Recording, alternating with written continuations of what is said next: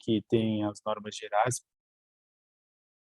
é uma lei que a Lei Complementar 80 tem as principais normas gerais sobre defensoria pública, né, no Brasil, e as leis orgânicas estaduais, também a distrital, no caso, né, elas complementam aí a normativa institucional mais robusta, assim, que se aplica à defensoria pública, né, as normas mais elementares. E essa parte de normas gerais da Lei Orgânica Federal, como eu falei para vocês, tem alguns artigos que são especialmente importantes, né?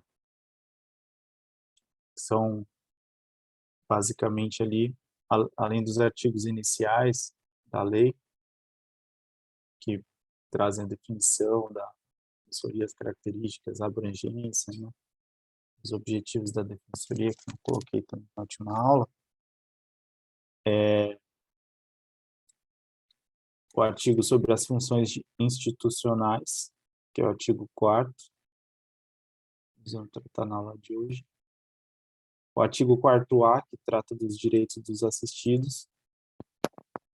E depois, ali mais adiante, né, depois de tratar da Defensoria Pública da União, porque da Defensoria Pública da União tem uma normativa mais, assim, exauriente, né, na Lei 80, porque, como já está na esfera federal,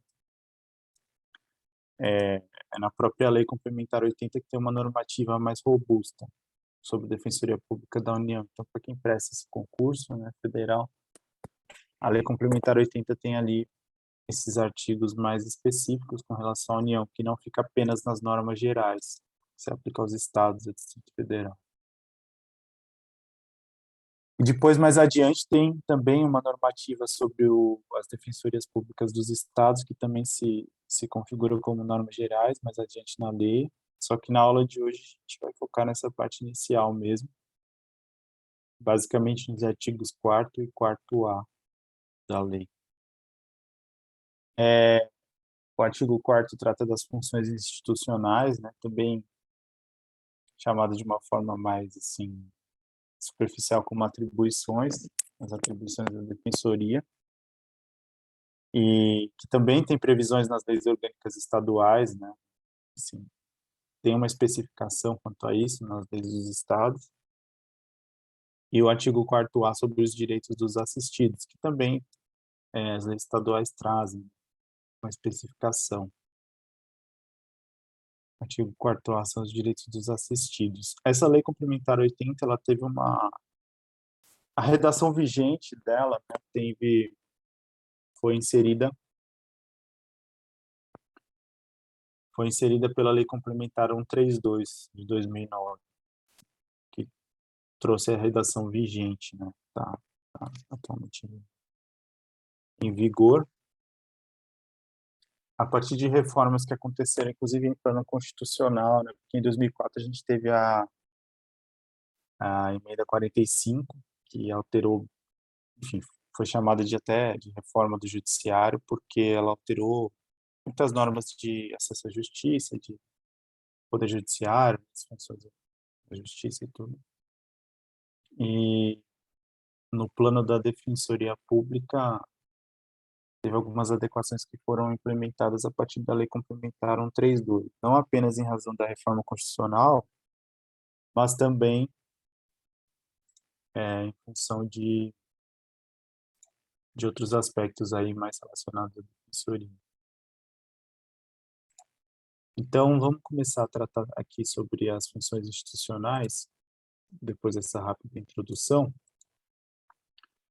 Tem uma questão que acho que a aula de hoje vai ser até bem rápida, porque é uma parte mais, assim, introdutória sobre a Lei 80. Tem uma questão que é bastante clássica e repetitiva em concurso de defensoria sobre funções institucionais, que é a questão da classificação em funções típicas e atípicas. É uma questão, assim, bastante clássica, bastante recorrente, vocês vão se deparar, se já não tiverem se deparado com ela. E, e aí tem vários posicionamentos sobre isso, né? Tem um posicionamento mais tradicional, até mais clássico também, mas que já está, de certa forma, um pouco ultrapassado, no sentido de que as funções típicas da defensoria seriam aquelas relacionadas à assistência jurídica de pessoas necessitadas, aí com o conceito de necessitado sob a perspectiva econômica mesmo, tá? Necessitado econômico, assistência jurídica aos hipossuficientes, numa perspectiva econômica. Essas seriam as funções típicas da defensoria. Enquanto que as funções atípicas, elas não teriam como foco uma assistência a esse público. Essa é uma visão, assim, uma primeira perspectiva sobre esse tema, foi a primeira que surgiu, assim, bem tradicional, e era chamada por parte da doutrina de uma perspectiva individualista, né, ou solidarista. No entanto, como eu falei para vocês, essa perspectiva um pouco mais tradicional, ela está um tanto quanto superada pela uma visão um pouco mais moderna da instituição. E aí, o que acontece? Tem duas vertentes que foram surgindo. Uma delas que procurou retrabalhar essa classificação de funções típicas e atípicas dentro de uma outra perspectiva. Então, vem dizer que as funções típicas são as que envolvem assistência jurídica às pessoas hipossuficientes, não apenas na perspectiva econômica, né? Não apenas o hipossuficiente econômico, né? A pessoa pobre, digamos assim, de uma maneira, para resumir de uma forma um pouco grosseira, mas também hipossuficientes em outras perspectivas, sobre outros aspectos e critérios, né? Então, hipossuficiente do ponto de vista organizacional, então as pessoas que não estão organizadas coletivamente para a defesa de determinados direitos, isso é muito válido para a seara da tutela coletiva, ou também a hipossuficiência do ponto de vista processual, então a pessoa tem ali uma vulnerabilidade dentro do processo que justifica a atuação da defensoria em prol dessa pessoa. Essa perspectiva aí, um pouco mais moderna, né, ela se baseia na teoria do acesso à justiça, porque o acesso à justiça, ele aponta, os estudos, né, de acesso à justiça apontam para nós, uma parte importante desses estudos é sobre os obstáculos do acesso à justiça, e o obstáculo econômico é apenas um deles. Então, se existem outros tipos, outras classes de obstáculos, não teria por que excluí-los de uma atuação da defensoria pública, né?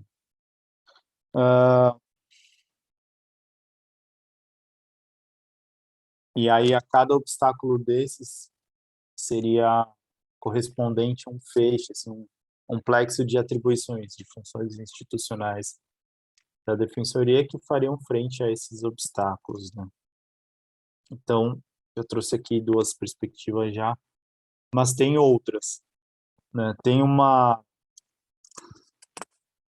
perspectiva que diz o seguinte, que não faz sentido essa classificação em funções típicas e atípicas, porque hoje em dia a defensoria pública ela tem como cerne da sua atuação a defesa de direitos humanos, e a partir do plano constitucional, né, assim, do perfil constitucional da instituição mesmo, que é traçado ali no artigo 134, que eu trouxe para vocês na aula passada também, e que então todas as atuações da instituição seriam funções típicas, né, dentro dessa classificação, porque estariam relacionadas à promoção e defesa dos direitos humanos. Então, que não faria sentido essa classificação.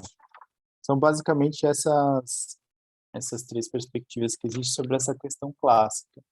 Eu acho que, sob o ponto de vista de prova de concurso, assim, é importante que vocês conheçam, assim, em linhas gerais, essas três perspectivas, porque se aparecer em prova, eu acho que hoje em dia é difícil que seja cobrado de uma forma muito objetiva, com uma perspectiva mais tradicional. Eu acho que o examinador ele pode, dependendo do caso, tentar confundir vocês assim com a redação das alternativas, né, numa prova objetiva, utilizando, se valendo dessas três perspectivas. Então, é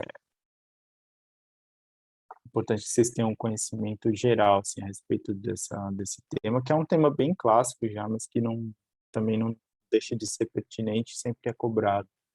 E se for em questão dissertativa, aí mais ainda é importante demonstrar que vocês tenham conhecimento não só da classificação, mas também do ponto de vista crítico sobre essa classificação, que é bem valorizada nos concursos da defensoria, esse raciocínio crítico, né? Senso crítico, na verdade. Então, é isso, sobre acho que essa questão mais clássica sobre funções institucionais, né? Que não para de aparecer. Assim, né? E aí, prosseguindo, eu queria fazer um rápido, talvez não tão rápido, uma leitura com vocês do artigo 4º,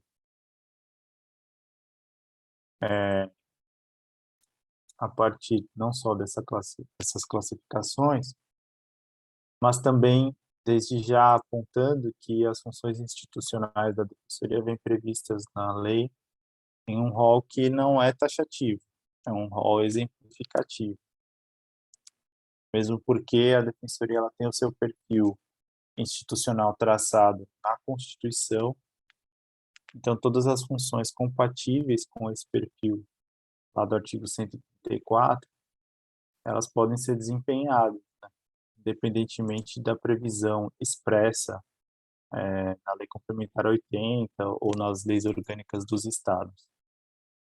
Então, já passamos aqui por dois tópicos importantes, que é a principal classificação e o caráter não taxativo, o caráter exemplificativo do rol de funções institucionais. A primeira e a mais básica de todas as funções institucionais é a prestação de assistência jurídica e a defesa dos necessitados em todos os graus. E aí eu vou destacando, né, algumas locuções. Esse em todos os graus é importante para que vocês saibam não apenas que a defensoria atua em todos os graus de jurisdição, mas também é importante que vocês saibam que, em tese, cada, cada defensoria, justamente por ter uma unidade funcional, cada defensoria, ela, enfim, entra com seus recursos até a última instância, né? Até a última instância não, na verdade, assim, não existe um limite para atuação, no sentido assim, a Defensoria do Estado só atua até o TJ, não. Os defensores dos estados recorrem até os tribunais superiores. Tem uma questão bem clássica também, que é uma pegadinha dizendo que só a DPU pode interpor recurso especial, recurso extraordinário, né, porque são os tribunais superiores que são sediados em Brasília, mas essa questão ela é falsa, né? O que acontece é que eu não sei se isso ainda é uma realidade, mas quando algumas defensorias não tinham escritório específico em Brasília para às vezes fazer sustentação oral nos tribunais superiores e tal, existia um convênio realizado com a Defensoria da União para que a União praticasse alguns atos processuais, recurso especial, recurso extraordinário, enfim, habeas corpus em tribunais superiores. Eu acredito, na verdade, eu não tenho essa informação, mas eu acredito que hoje em dia todas as defensorias do país elas têm um escritório em Brasília com defensores dos seus quadros atuando lá, e aí não tem mais essa necessidade de convênio. Eu sei que a Defensoria de São Paulo tem defensores lá atuando há bastante tempo. E, mas eu só quis fazer esse comentário a respeito dessa locução em todos os graus. Tem também a função institucional de promover prioritariamente solução extrajudicial dos litígios. É muito importante essa função institucional, inclusive porque ela comanda que a solução extrajudicial seja prioritária. Então, que o defensor público, a defensora pública, sempre tem que ter em mente, quando estiver atuando, que quando for possível, claro, né? Porque tem situações que nem abrem esse canal de solução, que não, enfim, que não é razoável se buscar uma solução consensual. Mas sempre que for minimamente razoável, a solução extrajudicial ela é prioritária por expressa previsão legal, tá? Então tem que ter essa mentalidade de que não é mais a judicialização, judicialização, judicialização só. Nossa, parece que vocês devem ter ficado em dúvida se o vídeo travou, né? Porque, não, eu repeti mesmo, que não é só entrar com ação, entrar com processo, né? Tem que ficar pensando que existem aí outros mecanismos para a solução das controvérsias, né? E até numa nomenclatura um pouco mais antiga, vamos dizer assim, se falava em mecanismos alternativos de solução das controvérsias, e hoje em dia já se fala não mais em mecanismos alternativos, mas em mecanismos adequados de solução de controvérsias. Vocês devem estudar isso já em outras matérias, no processo civil também, processo coletivo, direito coletivo, de que o sistema de justiça ele deve se configurar como um sistema multiportas, né? Um sistema que oferece ao seu usuário não apenas uma única porta, um único procedimento, mas que oferece alternativas e que dentro dessas alternativas se deve identificar aquela que seja mais adequada para a solução daquele conflito, né, daquele litígio. E então o defensor deve tentar uma solução extrajudicial visando a composição entre as pessoas. E aí a lei fala por meio da mediação, conciliação, arbitragem, demais técnicas de composição. É, e aí esse inciso ele é interessante de ser lido em conjunto com o parágrafo 4º desse artigo 4º, que diz o seguinte: o instrumento de transação, mediação ou conciliação referendada, que se pode substituir por assinado, né, subscrito, pelo defensor público, valerá como título executivo extrajudicial, inclusive quando celebrado com a pessoa jurídica de direito público, né? Isso é muito importante. Então, o defensor público referendar, subscrever algum termo de mediação ou conciliação, aquele acordo, aquela minuta vai valer como um título executivo extrajudicial, ou seja, superando a fase de conhecimento, a necessidade de uma fase de conhecimento, podendo dar ensejo direto a um processo de execução daquilo que foi pactuado nesse instrumento. Essa parte final aqui do parágrafo falando, inclusive quando celebrado com a pessoa jurídica de direito público, é interessante para ser lida também em conjunto com o parágrafo 2º desse artigo 4º, que diz que as funções institucionais serão exercidas inclusive contra pessoas jurídicas de direito público. Hoje em dia isso é visto quase como uma obviedade, mas nem sempre foi assim. Como eu falei para vocês na última aula, as defensorias elas têm uma trajetória histórica, né, de consolidação enquanto modelo de acesso à justiça, e algumas dessas instituições nos estados e tal, elas derivaram de estruturas que estavam originalmente vinculadas ao poder executivo estadual. E aí isso trazia um problema, que era justamente quando a atuação da defensoria era, enfim, era frontalmente contrária, diametralmente oposta, né, ao, ao ente público estadual que ela estava vinculada. E hoje em dia isso não é mais um problema porque já existe uma consolidação de que a Defensoria Pública possui autonomia, diversas classes de autonomias, e que ela não está vinculada a nenhum poder, a, enfim, nenhum órgão, ela não se submete ao poder executivo, por exemplo. Mas nem sempre foi assim. E isso tem a ver com o que é previsto no parágrafo 5º, que deriva diretamente da Constituição, que diz o seguinte: assistência jurídica integral gratuita, custeada ou fornecida pelo Estado, será exercida pela Defensoria Pública.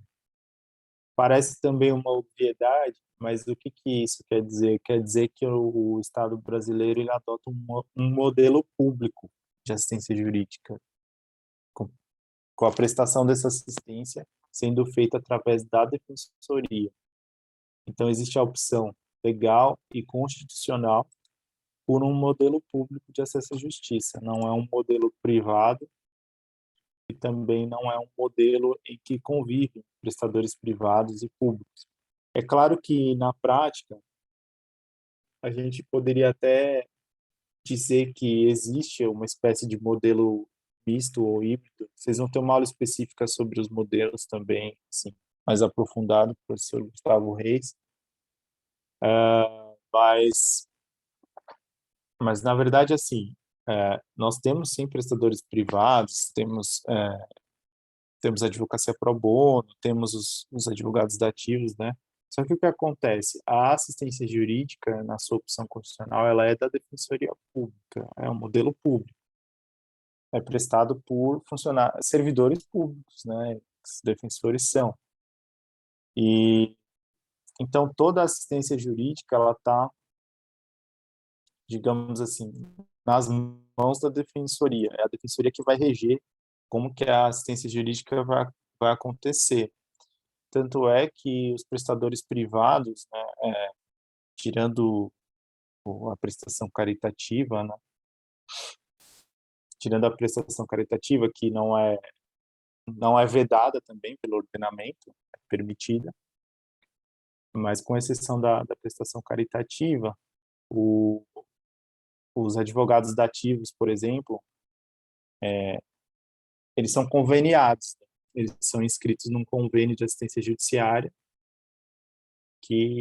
cuja administração está submetida à Defensoria Pública. Então, a Defensoria Pública é que vai gerir o Fundo de Assistência Judiciária, que é um fundo de recursos destinados para esse serviço, para aprimoramento, aparelhamento e tal.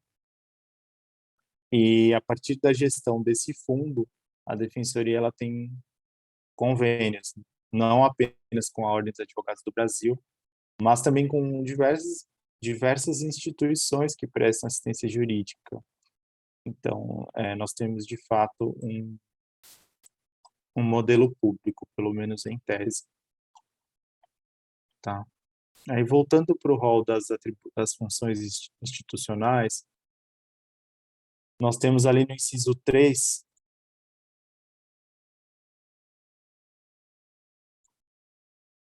aí tem uma questão aqui no chat.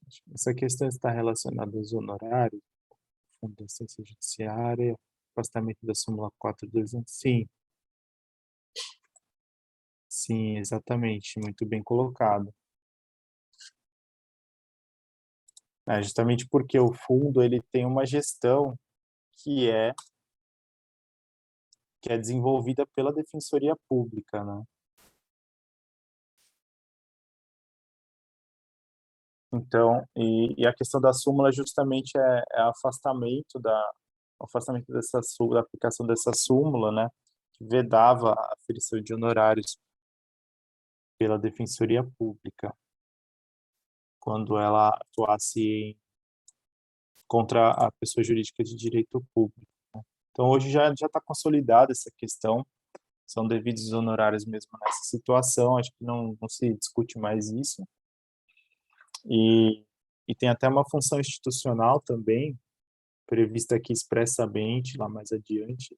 Deixa eu achar aqui o inciso certinho.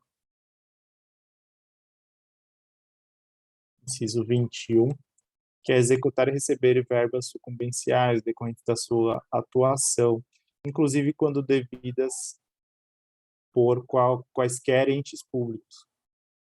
E aí essa verba ela é destinada aos fundos de assistência judiciária que são geridos pela própria instituição e que são destinados, isso está também no inciso aqui, ó, destinados exclusivamente ao aparelhamento da Defensoria Pública, capacitação profissional de seus membros e servidores. Inclusive, é bem interessante que aqui no Estado de São Paulo tem algumas unidades da Defensoria que fazem essa execução diretamente, são defensores das unidades que fazem, mas para as unidades que não fazem, porque as unidades têm uma certa autonomia, assim, tem um determinado nível de autonomia para adequar a prestação de serviço à realidade ali do local. E para aquelas que não fazem essa execução, é a Escola da Defensoria Pública, a EDEP, que vai fazer a execução. Então, os defensores que estão afastados para lá na escola, e os diretores ali, né, na verdade, da EDEP, que fazem essa execução de honorários. É quase como se fosse uma entidade separada mesmo para realizar essa execução. É uma execução de bens, uma execução de valores, pelo rito ali do Código de Processo Civil mesmo. Então, no inciso 3, nós temos a promoção, difusão e conscientização dos direitos humanos, cidadania e do ordenamento jurídico, né, que é uma atribuição bem geral e, e tem a ver com aquela perspectiva que eu falei, aquela terceira perspectiva sobre classificação, né, de que a promoção dos direitos humanos está no cerne da atuação da Defensoria Pública, a promoção da cidadania, do ordenamento jurídico, e a partir de uma leitura constitucional também, né? Está prevista ali expressamente no artigo 134 da Constituição. Aí o inciso 4º vai falar em atendimento interdisciplinar por meio de órgãos ou servidores das carreiras. Essa atuação também é muito importante porque, como eu estava falando aqui no início, né? Por exemplo, na atuação com a prestação do serviço para pessoas em situação de rua, os problemas que são trazidos ali, eles não têm um aspecto que é unicamente jurídico, né? Inclusive, muitas vezes o aspecto jurídico ele é muito pequeno diante do problema que tem um fundo social, psicológico, enfim, que envolve aí diversas áreas de atuação profissional. Então, a lei ela tem essa sensibilidade, vamos dizer assim, de impor para a defensoria, e aí é uma imposição mesmo, né? Igual aqui fala da prioridade para a solução extrajudicial, ela também impõe uma atuação interdisciplinar. Então, a defensora pública, eles têm que ter na sua atuação sempre a perspectiva de uma articulação com outras searas de atuação profissional. Então, nas defensorias, por exemplo, aqui em São Paulo, nós temos os centros de atuação multidisciplinar, que são órgãos com agentes, né, com agentes do quadro de apoio, servidores, servidoras que são de outras áreas de formação. Então, temos assistentes sociais, nosso serviço social, psicólogos, psicólogas, né, também, acho que alguns sociólogos também, antropólogos, né. Claro que não são em todas as unidades que existem todos esses profissionais sempre, né, mas pelo menos um ou dois profissionais de áreas distintas são presentes ali nos centros de atuação multidisciplinar, dos quais os defensores, as defensoras sempre se valem para fazer uma articulação, muitas vezes, com a rede de atendimento, né, a rede de saúde, rede de educação, de assistência social mesmo, que tem um trabalho fundamental para garantia dos direitos sociais, a garantia da prestação de serviços públicos para a população que nos procura e que nós temos que atender. Aí o inciso 5 vai dizer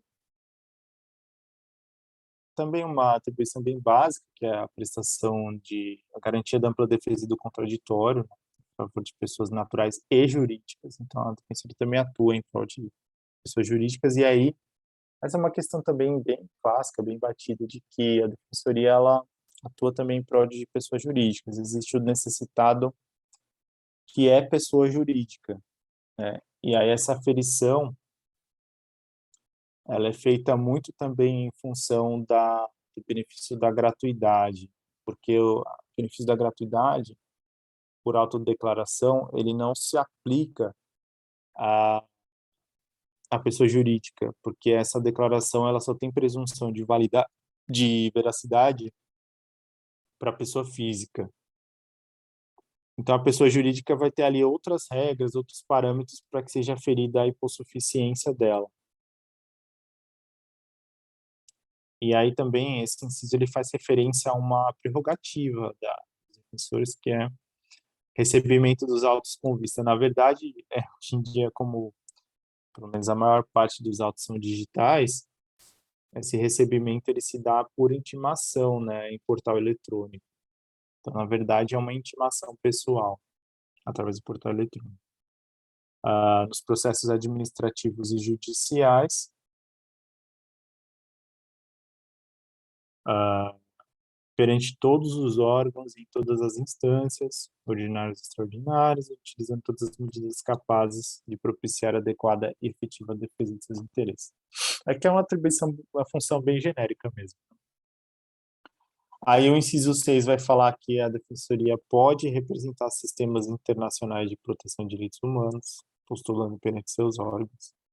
Essa atuação internacional também se torna cada vez mais importante, né? Nós tivemos uma internacionalização dos direitos humanos, nós temos uma internacionalização que é crescente, é um fenômeno, a proliferação de tratados de direitos humanos, né, importantíssimos, e a incorporação desses tratados no nosso ordenamento e, e a sua efetiva aplicação, né, não apenas dos tratados em si, mas também dos entendimentos dos órgãos internacionais sobre a aplicação desses tratados, os casos concretos, vem sendo cada vez mais encorajado, implementado, né, que é o controle. Além do controle de constitucionalidade, hoje nós temos o controle de convencionalidade, né, que é exercido tendo como parâmetro tratados internacionais de direitos humanos, notadamente a Convenção Americana de Direitos Humanos, que é um controle realizado não apenas pelos órgãos internacionais, mas também pelos órgãos nacionais. Então, essa representação em sistemas internacionais é cada vez mais importante. O inciso 7 ele vai trazer a promoção da ação civil pública e todas as espécies de ações para a tutela dos direitos transindividuais, né, direitos difusos, coletivos e individuais homogêneos, quando o resultado da demanda puder beneficiar o grupo de pessoas hipossuficientes. E aí aqui é importante voltar naquela observação de que a hipossuficiência hoje ela não é vista mais sobre o aspecto exclusivamente econômico, né? Também tem um aspecto organizacional e processual. E esse inciso ele é importantíssimo também porque ele consolida uma atuação coletiva, né, da defensoria que não fica mais só adstrita a uma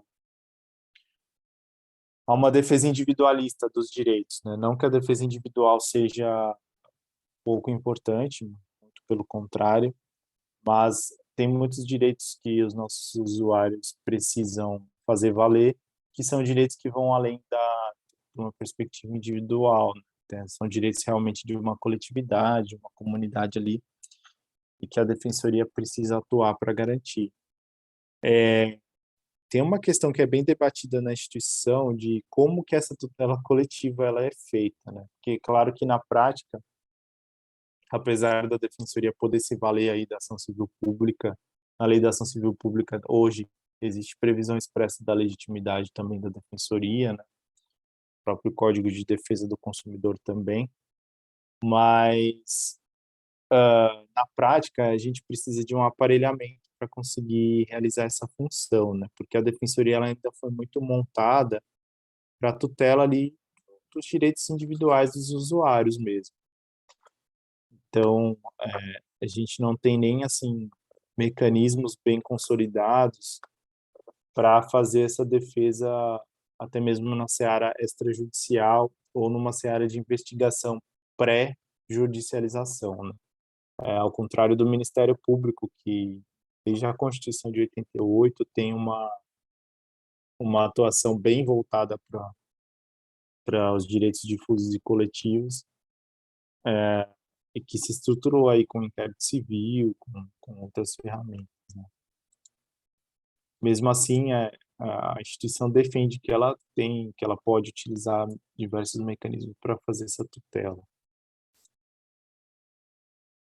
E do ponto de vista da estrutura física mesmo, até a professora Ada Grinover acho que já escreveu sobre isso, enfim, já defendeu que a defensoria ela não está na prática aparelhada para fazer essa defesa, mas que hoje é uma atuação que ela pode acontecer.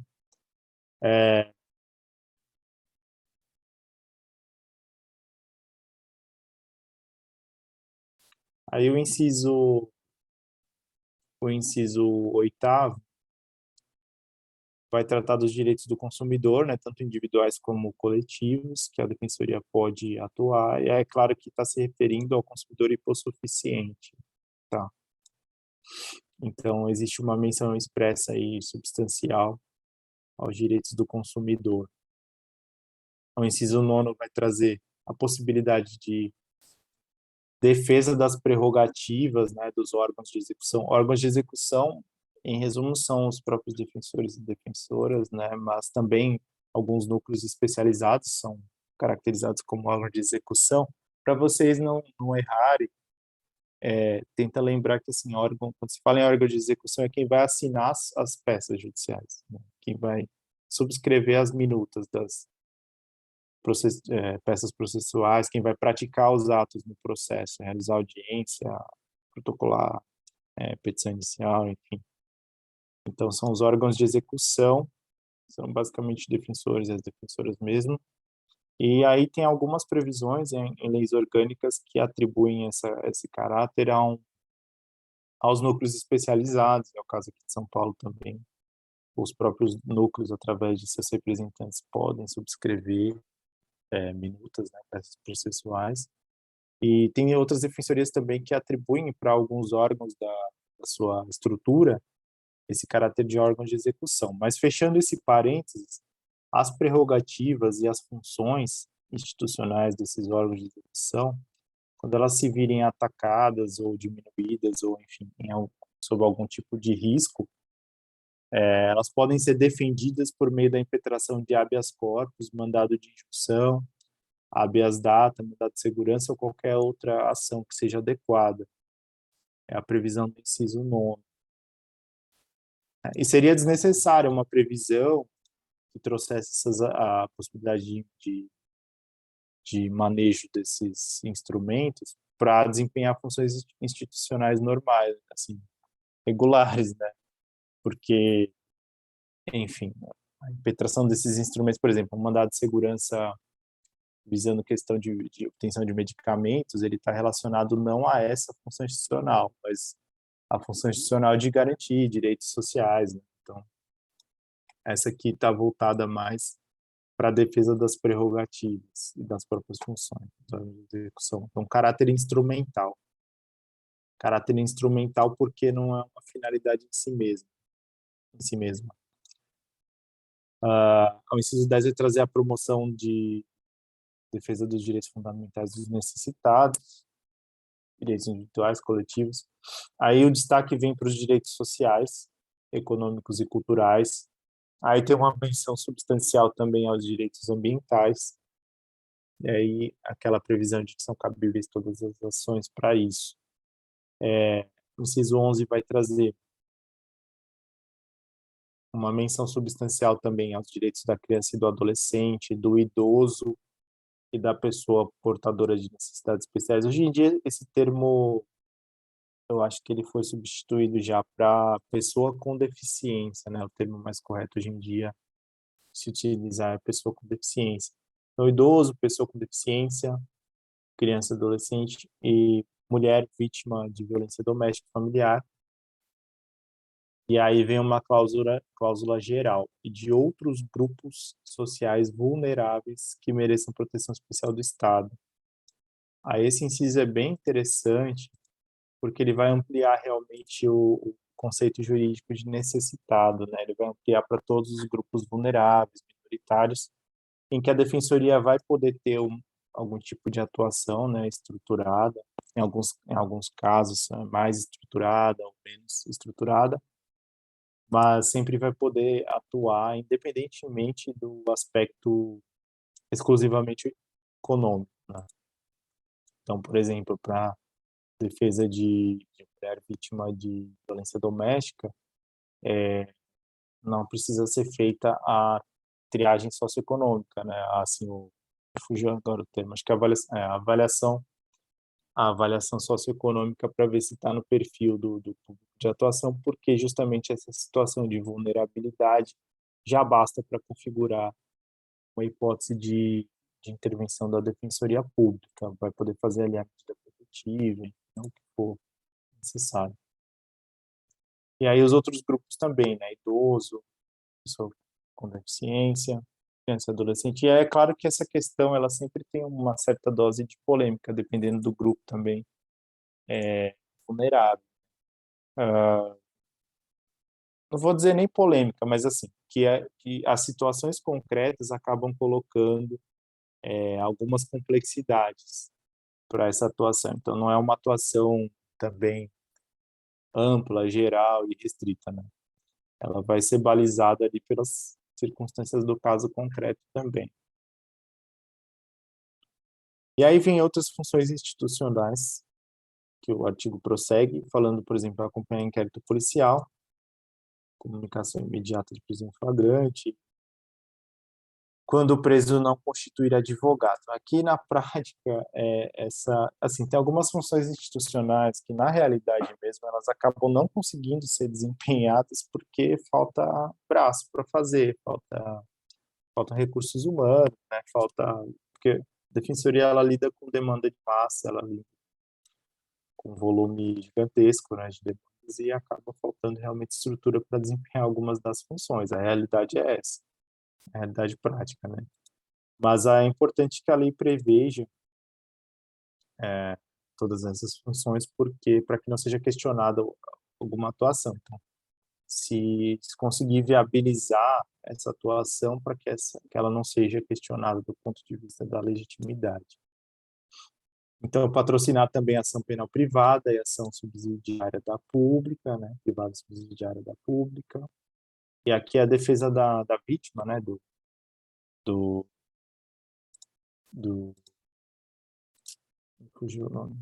Não queria falar do crime, mas enfim, do suposto delito. Aí o inciso 16 vai trazer a curadoria especial, nos casos previstos em lei. Então, essa curadoria especial, o dispositivo normativo básico que trata dela é o artigo 72 do Código de Processo Civil, que vai trazer as hipóteses em que é nomeado curador especial. É nomeado curador especial incapaz, né, se ele não tiver um representante ou se tiver uma colisão de interesses com esse representante. O réu preso revel e também o réu revel citado por edital ou com hora certa, né, se ele não constitui advogado. Então, nessas hipóteses aí vai ser nomeado um curador especial e o próprio Código de Processo Civil, no parágrafo único desse artigo 72, também confirma que essa curatela especial é exercida pela Defensoria Pública. Nós temos a lei na prática, a curadoria especial não se confunde com a curatela, né? A curatela do direito civil, que é a representação jurídica da pessoa incapaz, enfim, para a prática de atos substanciais do direito civil. A curadoria especial, na verdade, ela é uma representação processual ali, da pessoa que tem algum tipo de vulnerabilidade no processo por algum tipo por alguma dessas hipóteses concretas. Então, o réu revel, citado com hora certa, que não constitui advogado, citado por edital, né? Réu preso, então, no processo civil, claro. E o réu incapaz que não tem um representante ou que a ação em questão, o processo implica em algum tipo de conflito de interesse com o seu representante, e aí é necessidade de nomear um outro ator ali do processo para zelar pelos interesses dessa pessoa. Então, muito comum, por exemplo, o réu que é citado por edital. Na verdade, a citação por edital é ficta, né? Assim, a gente presume que a pessoa está ciente do que está acontecendo, está citado, mas na prática a gente sabe que não está. É só uma solução que foi construída para o processo não ficar parado. Então, por isso é importante a nomeação do curador especial para vai zelar pelos interesses dessa pessoa ali, a regularidade do processo, né? E aí isso é exercido pela Defensoria Pública. A curadoria especial, ela é um exemplo clássico trazido para aquela classificação mais tradicional de função típica ou atípica, que seria uma função atípica, porque não necessariamente a pessoa que está sendo representada por curador especial, ela é hipossuficiente econômica. A gente, na verdade, muitas vezes nem sabe quem que é a pessoa. Então, era o exemplo clássico naquela perspectiva mais tradicional. Então, exercer a curadoria especial. Aí o inciso 17 vai falar da atuação nos estabelecimentos policiais, penitenciários de internação também, para garantir os direitos dessas pessoas. Depois, atuar na preservação e reparação das pessoas que foram vítimas de violências, né, grave violência, violência, tortura, abuso sexual, discriminação, qualquer forma de opressão e violência. E aí garantido o atendimento interdisciplinar. E aí também uma atuação bem diferente, né, porque vai ser uma defesa da vítima, né, do suposto agente da violência. Aí a atuação em juizados especiais, que também na prática acaba não acontecendo, porque ou vai se dar pela própria pessoa, que é titular do direito, que quando não tem necessidade do advogado, né, por previsão legal, ou quando houver a necessidade, aqui em São Paulo, pelo menos, vai acontecer pelo dativo, né, pela advocacia dativa. Mas existe a previsão de que a defensoria pode atuar nos juizados. Aí no inciso 20 vem uma atribuição, uma função bem interessante, que é ter assento e participar em conselhos das 3 esferas federativas, né, afetos às suas funções institucionais. E aí, por que isso é importante? Porque a defensoria, através dessa função, vai participar da elaboração e da execução de políticas públicas, né, relacionadas às suas funções institucionais. Então, por exemplo, Conselho Municipal da Criança e do Adolescente vai ter ali um assento em que pode ter participação da Defensoria Pública.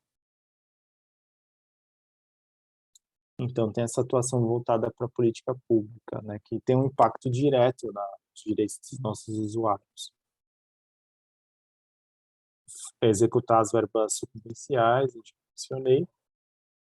E aí, o inciso 22 vai falar da convocação de audiências públicas para discutir matérias relacionadas às funções.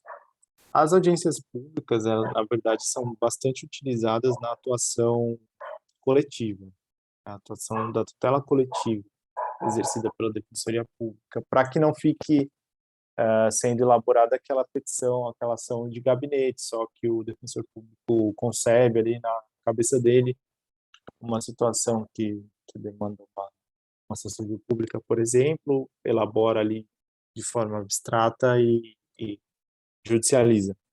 Para que isso não aconteça de forma desconectada, né, com a realidade daquela coletividade, um dos instrumentos é a realização de audiências públicas, né, para participação das pessoas ali envolvidas, a coleta de depoimentos, de declarações, de opiniões, visões, né, até mesmo dos movimentos ali envolvidos, movimentos sociais.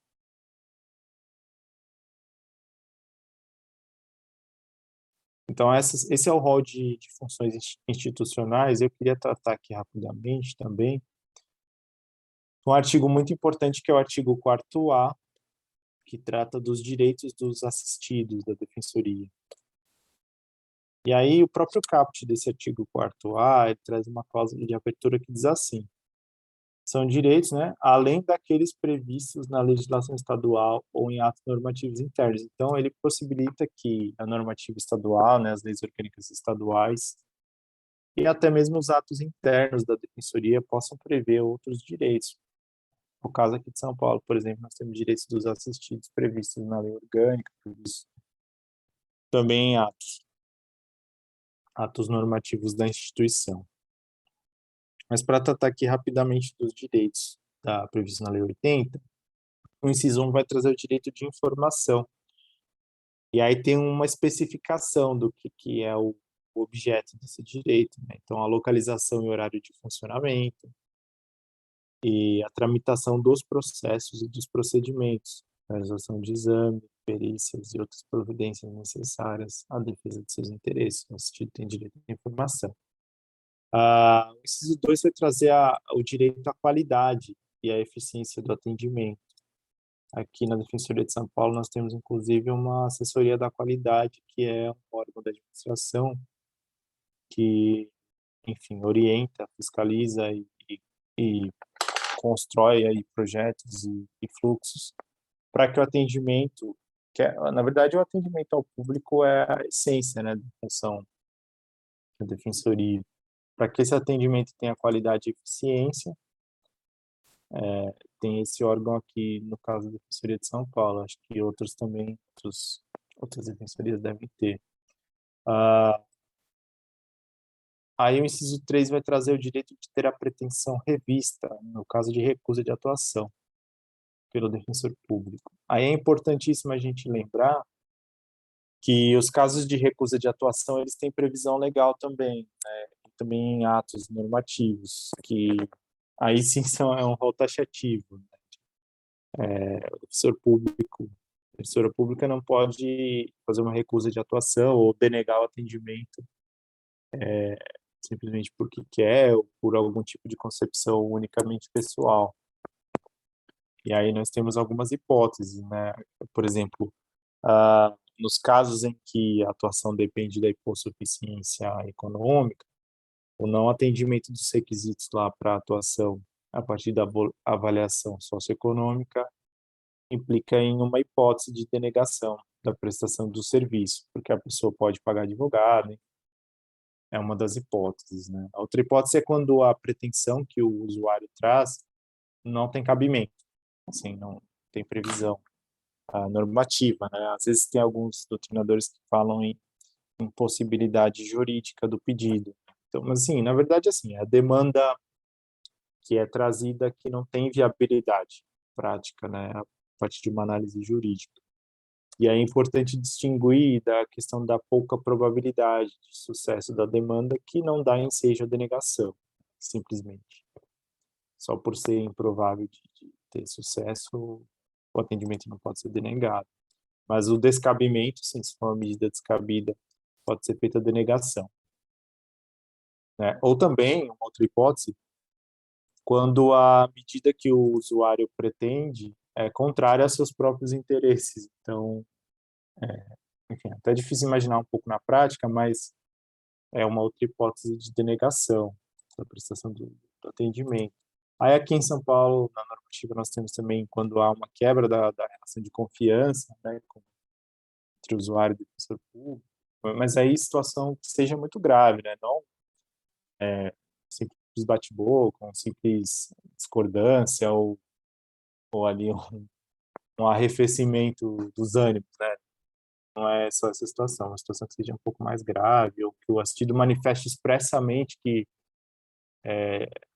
não quer mais a atuação ali do profissional, que não confia, enfim. Aí pode ser uma hipótese de denegação também, recusa de atuação. De todo modo, em todas essas hipóteses, o usuário tem o direito de impugnar a denegação, de recorrer.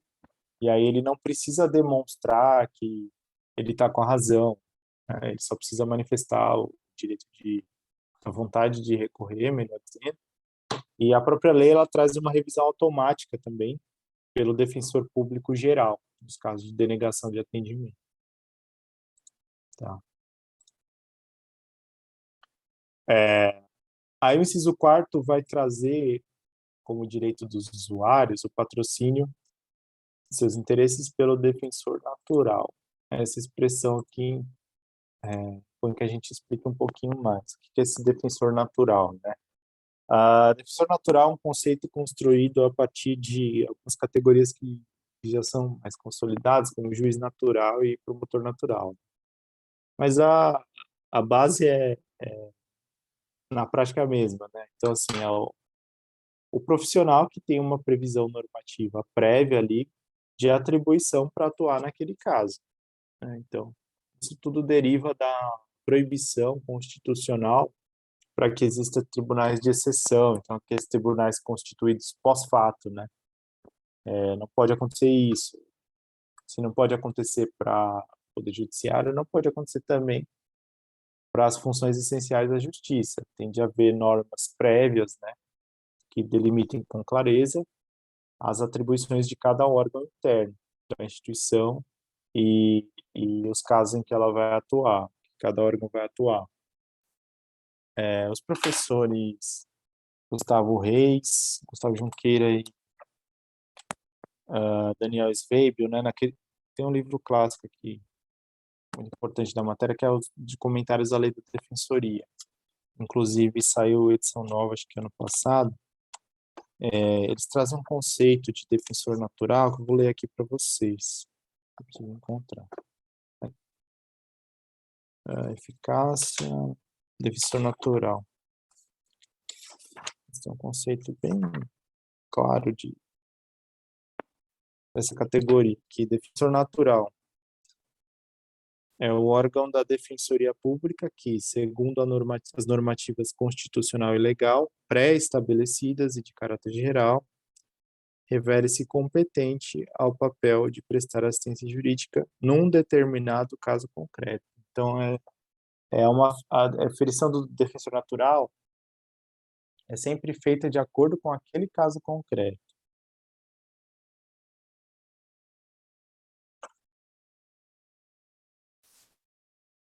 Então, é um direito do usuário ser atendido pelo defensor natural e não por qualquer defensor.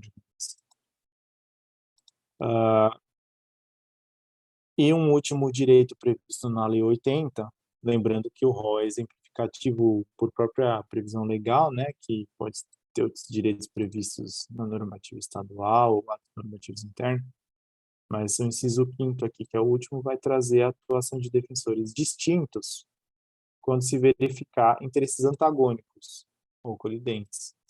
Então, se numa determinada demanda, o processo, ambas as partes tiverem a possibilidade de ser atendidas pela Defensoria Pública, né, ao menos que sejam defensores públicos diferentes, por óbvio, né, que vão atuar ali no polo ativo e passivo da ação, para que não haja nenhum prejuízo para as partes envolvidas, porque a base aqui é a parcialidade. A Defensoria ela não é uma instituição imparcial, ela atua para a defesa do seu usuário e não tem como ser parcial para as duas partes. Então, quando houver interesses colidentes, ao menos atuam defensores distintos. Eu sei que aqui em São Paulo, no juizado de violência doméstica, existe a atuação da defensoria em ambos os polos, né? E aí defensores distintos, por óbvio. Então, JVD pela vítima, tem JVD pela vítima e tem pelo réu também,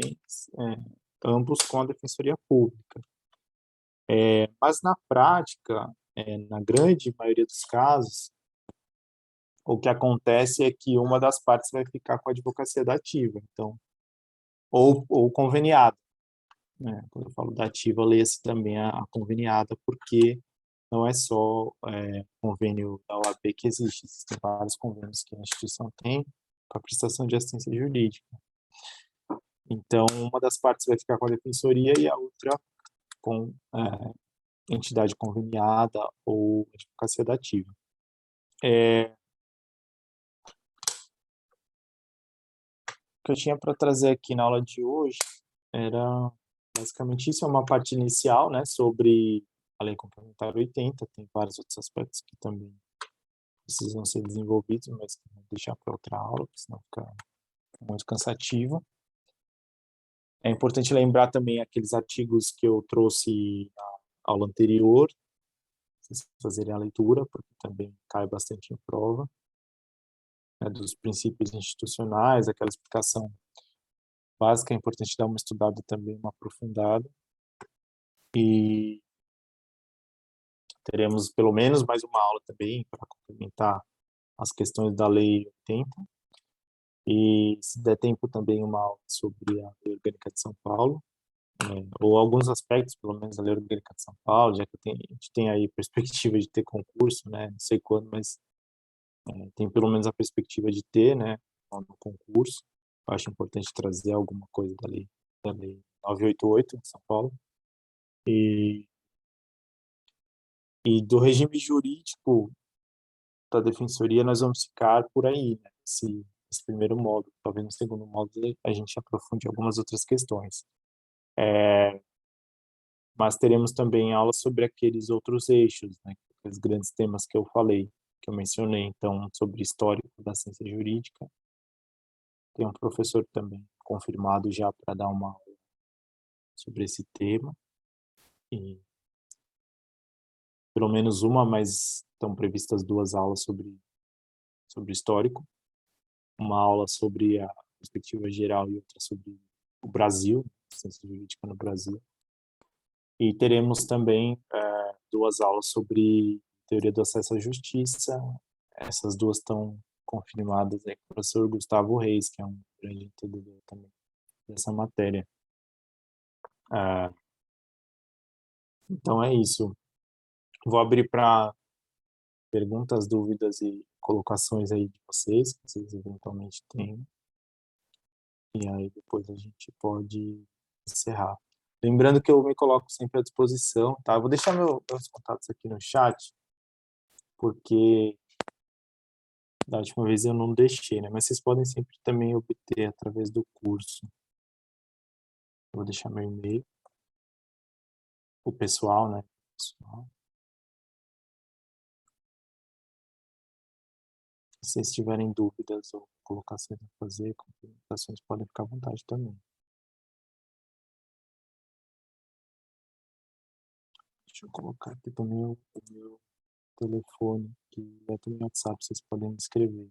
Fiquem à vontade, tá bom?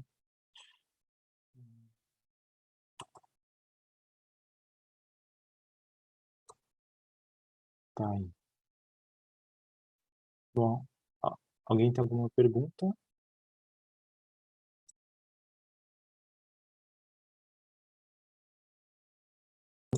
Se quiser fazer a pergunta também no chat, fica mais à vontade também.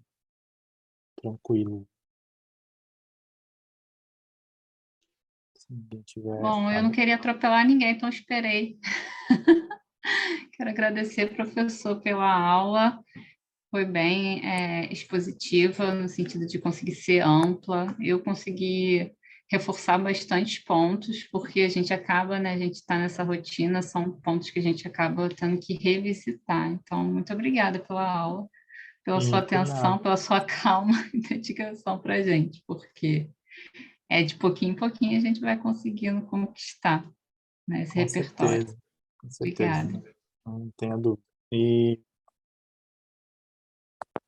é, essa aula foi até um pouco improvisada, porque ela era para acontecer um pouco mais para frente, né? Como o professor Gustavo Reis teve que remarcar, aí eu nem preparei slide, nada, mas assim, foi a primeira parte aí da Lei Complementar 80, né? Que eu precisava trazer para vocês.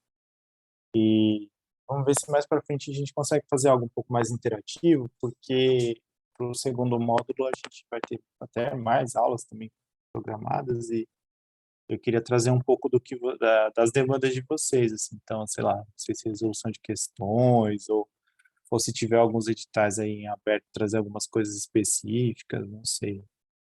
Também estou estou correndo atrás aí de professores convidados para participar, né? Já tem alguns que vão participar desse módulo, mas vamos ver aí o que, que vocês também estão precisando para a gente construir isso um pouco mais junto, pelo menos nesses dois módulos. Aliás, pelo menos no próximo módulo, se nesse não for não for possível, né?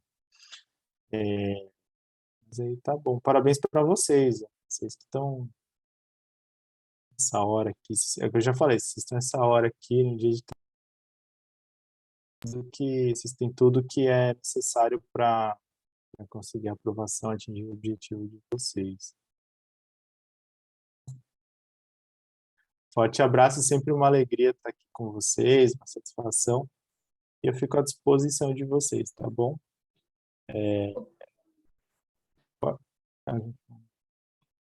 Então, um abraço e coragem aí.